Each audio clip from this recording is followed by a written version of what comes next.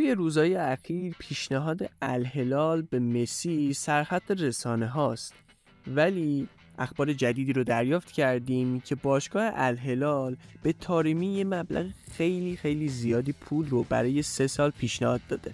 توی این ویدیو میپردازیم به حواشی این پیشنهاد.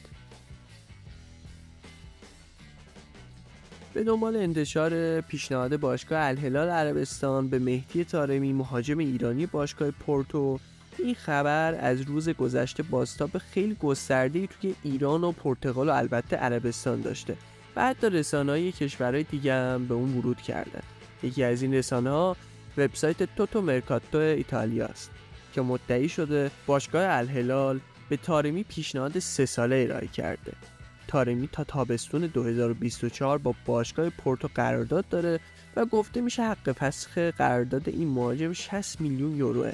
از سوی دیگر بعضی از رسانه‌های پرتغالی مدعی شدن سرمربی پورتو مخالف جدایی طارمیه و برای فصل آینده هم روش حساب کرده.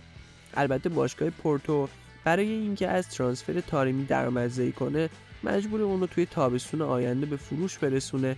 در غیر این صورت اگه طارمی قراردادش رو تمدید نکنه پولی به این باشگاه پرتغالی برای انتقالش به باشگاه دیگه نخواهد رسید.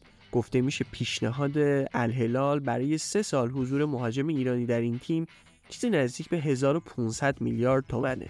شما توی کامنت ها به من بگید که آیا مهدی طارمی اونقدر بازیکن خوبی هست که تیمی براش 1500 میلیارد هزینه کنه یا نه؟